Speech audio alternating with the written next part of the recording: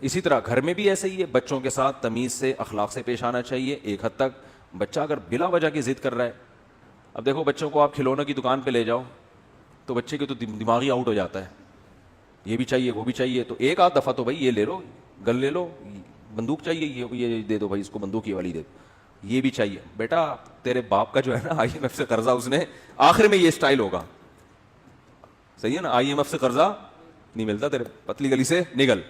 پھر بچہ کہ نہیں جاؤں گا، آپ کہیں نہیں دیکھو بیٹا ایسے نہیں، بچہ مان لے گا. اس کے بعد اس کے کان پکڑ کے نکالنا پڑتا، چلو بیٹا گاڑی میں بیٹھو، بہت ہو گئی. اگر آپ اس کی بات مانتے رہیں گے تو اس کو، اس کا مطلب آپ پھر بگاڑ رہے ہیں. بچے کو کھانا کبھی اچھی چیز یہ چاہیے ہوتا ہے، وہ ٹھیک ہے، کبھی اپنی مرضی کا کھلاؤ، کبھی اس کی مرضی کا کھلاؤ. یہ نہیں کہ جب بھی کھلا رہے ہو اسی کی مرضی کا کھلا رہے ہو. اس سے بچہ کیا ہو جائے گا؟ بگڑ جائے گا. جس بچے کی ساری خواہشات بچپن میں پوری ہوں وہ بچہ بنتا نہیں ہے، بگڑتا ہے وہ. تو اعتدال. اس لیے ماں باپ کو اپنی اولاد پہ ہاتھ اٹھانے کی بھی اجازت ہے، انگریزوں کے یہاں اجازت نہیں ہے. باپ اور بچوں پہ ہاتھ اٹھائے گا پولیس، اسلام میں ایسا نہیں ہے. باپ کو رائٹ ہے کہ وہ اپنی اولاد پہ ہاتھ اٹھا سکتے ہیں، ہاں بے تحاشا نہ مارے، بلا وجہ نہ مارے.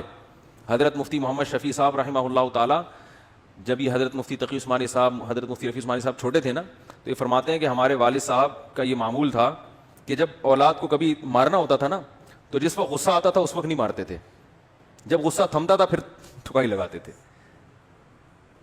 اس لیے کہ غصے میں حد سے تجاوز ہوتا ہے. تو اپنی اولاد کو بھی اتنا مارنا کہ حد سے تجاوز ہو جائے، یہ اپنی ٹھڑک نکال رہے ہو.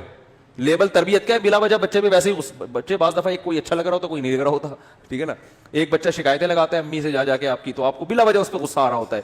تو آپ لیبل یہ لگا رہے ہوتے ہو کہ میں اس کی تربیت کر رہا ہوں، اصل میں آپ کا جو خود اپنی کھوپڑی کی سیٹنگ آؤٹ ہوئی ہے، بلڈ پریشر کے مریض ہو یا کوئی اور مسئلہ ہے، وہ غصہ اس پہ جاری کر کے اپنے آپ کو ہلکا کرنے کا موڈ ہوتا ہے. تو یہ ظلم ہے، اس کا قیامت میں جواب دینا پڑے گا.